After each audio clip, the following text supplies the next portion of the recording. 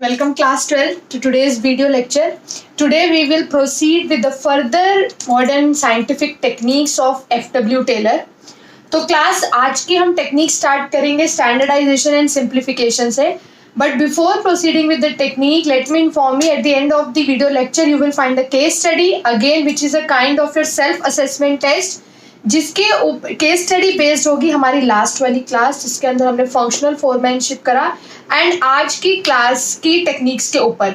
तो बहुत ध्यान से वीडियो लेक्चर सुनो और at the end of the lecture जो सेल्फ असेसमेंट केस स्टडी है उसको ध्यान से रीड करो, उसका आंसर मार्क करो, mark it in the comment box. Class अब आप ध्यान से सुनो. ये जो टेक्निक है standardization and simplification, most of the students इस टेक्निक से घबराते हैं, इस टेक्निक से डरते हैं और उसके अंदर भी पर्टिकुलरली स्टैंडर्डाइजेशन. पर्टिकुलरली बच्चों को सिंप्लीफिकेशन बहुत आसान लगती है बट स्टैंडर्डाइजेशन को लर्न करना समझना बच्चों को थोड़ा मुश्किल लगता है.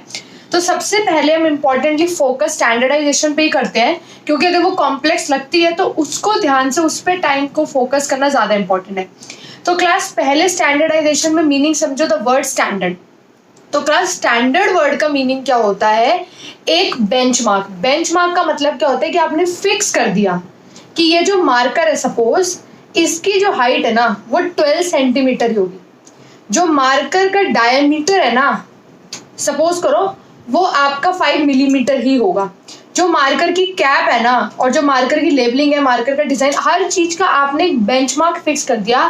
बेंचमार्क फिक्स करने का मतलब है कि आपने एक प्री डिटरमाइंड स्टैंडर्ड फिक्स कर दिया. ठीक है कि अगर ये मार्कर है तो भाई इसका जो कैप है वो इतने साइज की होगी, कैप की हाइट इतनी होगी, कैप का कवर इतना होगा, ये ब्लू का जिस कलर का मार्कर है वो होगा. And this is a kind of standardization. आपने फिक्स साइज, फिक्स शेप, एक सभी मार्कर्स जो प्रोड्यूस होंगे, डोम्स कंपनी जितने भी मार्कर्स बनाएगी वो अलग अलग शेप एंड साइज के नहीं बनाएगी. आपने एक स्टैंडर्ड फिक्स कर दिया कि सभी मार्कर भाई इसी साइज के बनेंगे, इसी शेप के बनेंगे, इतना ही डायमीटर होगा, इसी तरह उनका कलर होगा, मतलब everything you have fixed in advance. इससे क्या होगा कि कंपनी जितने भी मार्कर्स बनाएगी वो सभी के सभी मार्कर्स एक जैसे होंगे, यूनिफॉर्म होंगे. साइज पे, क्वालिटी पे, उनकी रिफिल कितनी भरी होगी, हर चीज बिल्कुल प्री डिटरमाइंड बेंचमार्क के अकॉर्डिंग बनेगी. उसी को बोलते हैं standardisation. And as you can read the definition, standardization refers to the process of setting standards for every business activity. Setting standards का मतलब ही है benchmark, कि आपने फिक्स कर दी उसकी हर चीज. Everything you have fixed, fixed size, fixed shape, fixed color, fixed quality, everything. From कहते हैं नीडल टू एन एरोप्लेन, आपने सब कुछ फिक्स कर दिया एक प्रोडक्ट का ताकि सारे प्रोडक्ट जो बनेंगे उनके अंदर यूनिफॉर्मिटी होगी, वो एक जैसे बनेंगे. ऐसा नहीं ये वाला डोम्स का मार्कर तो ज्यादा बड़ा है, एक वाला मार्कर छोटा है, इसकी इंक ज्यादा है, इसकी इंक कम है, या ये तो बहुत मोटा है पकड़ने में दिक्कत हो रही है, बाकी मार्कर्स ठीक है. ऐसा नहीं होगा. All the markers will be manufactured following the same benchmark, following the same standard. अब सबसे पहले बोर्ड एग्जामिनेशन में आपको स्टैंडर्डाइजेशन की बेसिक डेफिनेशन दे दी. चलो आपने दे दी. आगे डेफिनेशन खत्म होते ही आपको कंटिन्यू करना है कि स्टैंडर्डाइजेशन सिर्फ और सिर्फ प्रोडक्ट से रिलेटेड नहीं होती कि आपने प्रोडक्ट का साइज, क्वालिटी बता दी. स्टैंडर्डाइजेशन हर चीज से रिलेटेड होती है. स्टैंडर्डाइजेशन आपकी रिलेटेड होगी टाइम से भी, आपकी रिलेटेड होगी मशीन से भी, आपकी रिलेटेड होगी लेबर से भी. जैसे फॉर एग्जाम्पल कि एक मार्कर को बनाने के लिए एक लेबर ही चाहिए, ये आपने स्टैंडर्ड फिक्स कर दिया. एक मशीन पे एक दिन में 100 यूनिट्स ही बनेंगे तो आपने फिक्स कर दिया कि एक मशीन भाई एक दिन में 100 यूनिट्स ही बनाएगी. एक मशीन एक दिन में 8 आवर्स ही काम करेगी. तो स्टैंडर्ड सिर्फ प्रोडक्ट्स के नहीं है, इस चीज को समझ लो ध्यान से. डेफिनेशन खत्म होते ही ये पॉइंट आना चाहिए, अदरवाइज आपकी एक्सप्लेनेशन इनकम्प्लीट हो जाएगी. ऐसा लगेगा कि बच्चे को तो इतना ही पता है कि सिर्फ प्रोडक्ट से रिलेटेड है. You have to inform the teacher कि आपको उसकी डिटेल पता है. यानी स्टैंडर्डाइजेशन सिर्फ और सिर्फ प्रोडक्ट से रिलेटेड नहीं है. स्टैंडर्डाइजेशन आपकी बहुत चीज़ों से रिलेटेड है, लाइक रॉ मटेरियल से, मशीन से, प्रोडक्ट से, हर चीज़ से, कि भाई हमारा जो रॉ मटेरियल है वो इसी क्वालिटी का आएगा, हमारी मशीन दिन में 8 घंटे ही काम करेगी, हमारी एक दिन में एक मशीन 100 यूनिट्स ही बनाएगी, समझ रहे हो। तो ये हर चीज का एक स्टैंडर्ड होता है, इससे क्या कंफ्यूजन नहीं होती, काम सिस्टमैटिक चलता है। अब स्टैंडर्डाइजेशन के अपने ऑब्जेक्टिव्स हैं, वो ऑब्जेक्टिव समझने बहुत जरूरी है। Number 1, to reduce a given line of product to a fix type, कि आपकी जो एक प्रोडक्ट लाइन है, आपका जो मार्कर बन रहा है वो एक फिक्स टाइप का बने। आप डस्टर बना रहे हो, आपकी डस्टर आपकी सेकंड प्रोडक्ट लाइन है तो वो एक टाइप का बने। आप रजिस्टर्स बना रहे हो तो रजिस्टर्स आपके एक टाइप के रजिस्टर एक जैसे बने। अगर आप चौक होल्डर बना रहे हो तो वो सारे एक टाइप के बने। To establish interchangeability of parts, class ध्यान से देखो, ये 2 मार्कर्स हैं, ठीक है, this one is black, this one is blue. अगर मैं इसकी कैप रिमूव करती हूँ ब्लैक वाले मार्कर की एंड मैं उसे ब्लू वाले मार्कर पे लगाती हूँ, तो आप देख सकते हो आपको टिच एंड आई, और ये एग्जैक्टली इसके ऊपर जो है ये ब्लैक मार्कर का जो कैप है वो ब्लू मार्कर पे एग्जैक्टली फिक्स हो गई। आप इसे दूसरे तरीके से भी देख सकते हो, ब्लैक मार्कर के ऊपर ये ब्लू मार्कर की कैप एग्जैक्टली फिक्स हो गई। That is interchangeability of parts, क्योंकि सभी मार्कर्स की कैप सेम साइज की बनी है, सेम डायमीटर की बनी है, सेम शेप है, तभी I can interchange the parts. अगर सपोज करो मेरा ये मार्कर कल को ब्लू वाला मार्कर सूख जाता है, खराब हो जाता है, और मेरा ब्लैक वाला मार्कर बिल्कुल सही चल रहा है बट इसकी कैप गुम हो गई, ठीक है, the cap is lost somewhere. So what I will do, I will pick the cap of this blue marker and put it on the black one. क्यों? क्योंकि इजीली पार्ट्स इंटरचेंजेबल है। और इंटरचेंजेबल क्यों है? क्योंकि सभी मार्कर्स की cap, सभी मार्कर्स का साइज क्या है, फिक्स है, ठीक है class. To establish standards of excellence, आपने हर चीज का स्टैंडर्ड फिक्स करा, आपने एक्सीलेंस का स्टैंडर्ड भी फिक्स कर दिया। बिकॉज जब आपने हर चीज का एक बेंचमार्क फिक्स करा है तो क्वालिटी का भी बेंचमार्क फिक्स हो गया, और जब क्वालिटी का बेंचमार्क फिक्स हो गया तो क्वालिटी तो अच्छी प्रोड्यूस होगी ही।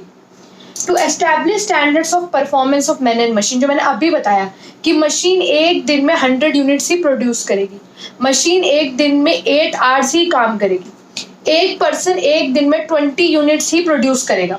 तो आपने स्टैंडर्ड सेट कर दिया performance of man and machine का, ठीक है क्लास। तो स्टैंडर्डाइजेशन में 3 चीजें ध्यान रखना, basic definition, then clear to the teacher, inform the teacher कि आपको पता है स्टैंडर्डाइजेशन सिर्फ प्रोडक्ट का नहीं होता, मशीन का होता है, रॉ मटेरियल का होता है और सब, and mention the 4 objectives. Standardization done.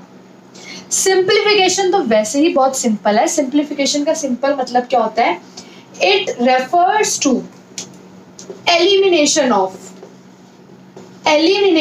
of unnecessary variety in product sizes and shape।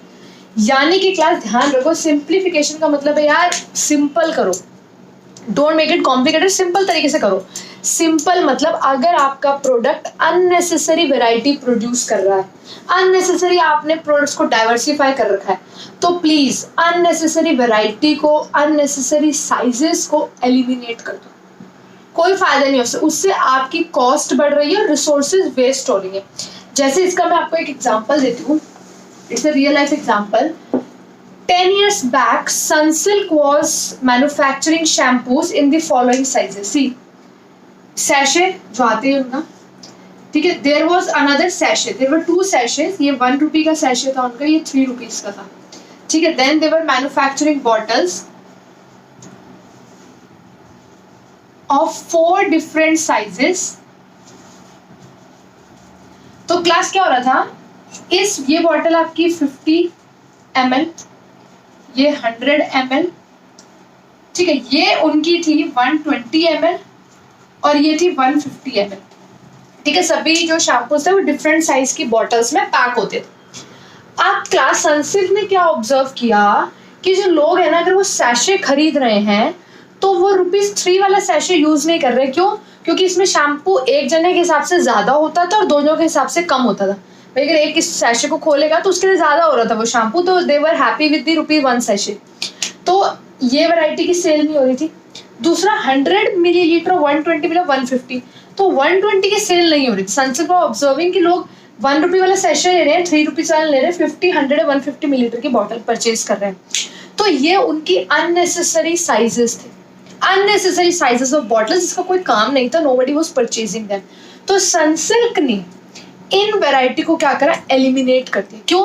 भाई इनके लिए अलग से पैकिंग हो रही है, अलग से सैशे बन रहे हैं, रॉ मटेरियल यूज हो रहा है, लेबर यूज हो रही है इनको पैक करने में, लोड करने में, तो वही है कि it refers to elimination of unnecessary, आपकी भाई अननेसेसरी वैरायटी है उसे एलिमिनेट कर दो। लेस देखो, लेस कितनी वैरायटी प्रोड्यूस करता है, लेकिन उसके अंदर इंडिया के अंदर आप पर्टिकुलरली देखो तो 4 वेराइटीज ही पॉपुलर है, बाकी की 7 वेराइटीज बहुत रेयर चांस है कि लोग उसको लेते हैं। एंड लेज ने स्पेशल फैक्ट्रीज लगा रखी है उनकी प्रोडक्शन के लिए, और जबकि बिकती 4 या 5 है जो मोस्ट पॉपुलर है, बाकी की सेल्स तो ना के बराबर है, लॉस मेकिंग यूनिट्स है। तो ऐसे में लेस को क्या करना चाहिए, वो जो अननेसेसरी वैरायटी है उन्हें एलिमिनेट कर दो, वो किसी काम की नहीं है। उनमें अननेसेसरी लेबर लग रहा है, अननेसेसरी बिजली लग रही है, रॉ मटेरियल लग रहा है, इलेक्ट्रिसिटी, वही बिजली इलेक्ट्रिसिटी अननेसेसरी लग रहा है, वो वेस्ट है, वो आपको इतना रेवेन्यू ही नहीं देनी है। और जो आपकी पॉपुलर वेराइटीज है उन पे फोकस करो। तो वही लिखा है, it helps in reducing unnecessary labour, machinery, tools and efforts, कि फालतू में जो वैरायटी चल नहीं रही है, जो बिक नहीं रही है, उन पे क्यों अननेसेसरी लेबर टाइम वेस्ट कर रहे हो। तो इसलिए अननेसेसरी वैरायटी को एलिमिनेट करो so that there is optimum utilisation of resources. तो class pause the video and read the explanation from your notes positively. Okay, now let's proceed to the next technique. The next technique is differential piece wage rate system.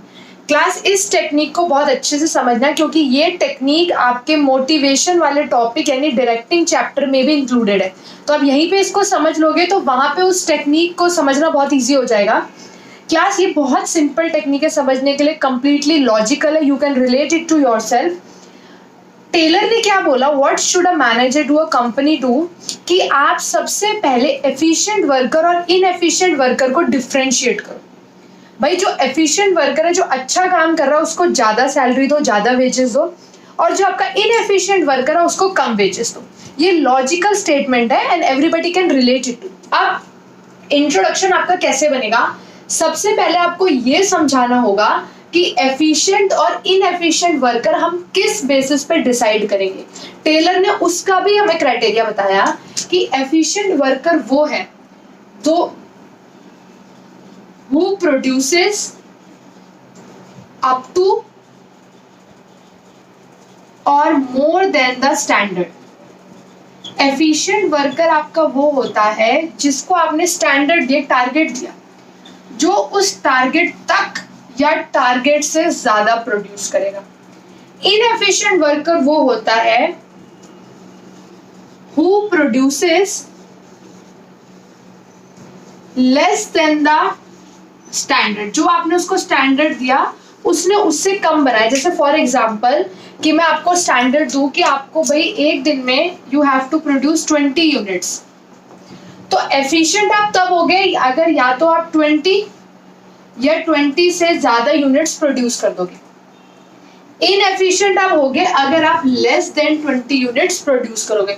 तो Taylor ने simple criteria बताया that कि आप एक standard set कर दो, जो workers उस स्टैंडर्ड तक या स्टैंडर्ड से ज्यादा बनाएंगे वो एफिशिएंट है, जो स्टैंडर्ड से कम बनाएंगे वो इनएफिशिएंट है। एंड जो आपके एफिशिएंट वर्कर है उनकी वेजेस ज्यादा होनी चाहिए as compare to the inefficient worker. आप समझो इससे दोनों मोटिवेट हो गए। टेलर ने ये ऐसी टेक्निक निकाली कि इससे मोटिवेशन दोनों को मिलेगा। कैसे, जो पर्सन ज्यादा मेहनत कर रहा है एफिशिएंट वर्कर, उसको ज्यादा सैलरी ज्यादा वेजेस मिल रहे हैं, तो वो तो मोटिवेट हो गए कि यार मैं एक्स्ट्रा मेहनत कर रहा हूँ तो देखो यार मुझे एक्स्ट्रा रिवॉर्ड मिल रहा है, ठीक है। इनएफिशिएंट कैसे मोटिवेट होगा, इनएफिशिएंट को लगेगा यार अगर मैं भी ज्यादा मेहनत करूं तो मुझे भी ज्यादा वेजेस मिलेंगे। तो मोटिवेट दोनों है। अगर हम दोनों को सेम रेट दे दो, सोचो कि ये मेहनत कर रहा है मेहनत नहीं कर रहा, he is an efficient worker, he is not an efficient worker, and both are getting the same wage rate, तो दोनों ही डीमोटिवेट होंगे। कैसे, इसको लगेगा यार मैं इतनी मेहनत क्यों करूं, जब मैं मेहनत करती हूँ तब भी मुझे भी उतने पैसे मिलते हैं, उसको भी उतने पैसे मिलते हैं, तो मैं क्यों मेहनत करूं। सेम चीज ये सोचेगा यार मैं मेहनत क्यों करूं, क्योंकि वो बेचारा इतनी मेहनत करता है, उसे भी तो मेरे जितने पैसे मिलते हैं, तो मैं मेहनत क्यों करूं। लॉजिक है भाई, अगर मुझे दिख रहा है कि दूसरी टीचर पढ़ा नहीं रही है, ज्यादा अच्छे से मेहनत नहीं कर रही और मैं इतनी मेहनत कर रही हूँ, सैलरी तो दोनों की बराबर है, तो मैं सोचूंगी मैं भी क्यों मेहनत करूँ, why should I put efforts. लेकिन वहीं पे अगर स्कूल मुझे एक्स्ट्रा सैलरी दे, मुझे एक्स्ट्रा इंक्रीमेंट दे अगर मेहनत करने पे, और जो टीचर इनएफिशिएंट है, नहीं अच्छे से मेहनत कर रहे और उनको स्कूल कम सैलरी दे, तो दोनों के लिए मोटिवेशन है। मेरे लिए क्या मोटिवेशन है, यार मैं और मेहनत करूंगी ताकि मेरी सैलरी और बढ़े, और मैं मेहनत कर रही हूँ, I am feeling a sense of satisfaction कि अगर मैं ज़्यादा मेहनत करूँ तो मुझे ज़्यादा सैलरी मिल रही है। और इनएफिशिएंट टीचर को मोटिवेशन मिलेगी कि अगर मैं भी मेहनत करूँ या मैं भी मेहनत और ज़्यादा एफिशिएंटली पढ़ाऊँ तो मुझे भी एक्स्ट्रा सैलरी मिलेगी। ठीक है, अब इसको एक एग्जाम्पल से समझते हैं with a mathematical example. Suppose the target is to produce 10 units. ठीक है, टारगेट है कि आपको 10 यूनिट्स प्रोड्यूस करने हैं। अब there are two workers A and B. ठीक है, A produces 11 units and B produces 9 units. तो आपको ये तो क्लियरली दिख गया कि जो ए है वो आपका एफिशिएंट वर्कर है क्योंकि उसने टारगेट से ज्यादा अचीव करा है, and B is an inefficient worker. आप कंपनी ने डिसाइड करा है कि जो टारगेट को अचीव करेगा उसे तो हम वेज रेट देंगे ₹50। ठीक है, तो यानी अब ध्यान से देखो, यहाँ पे मैं लिख लूं, जो टारगेट अचीव करेगा उसको मिलेगा ₹50 पर यूनिट, और जो टारगेट अचीव नहीं करेगा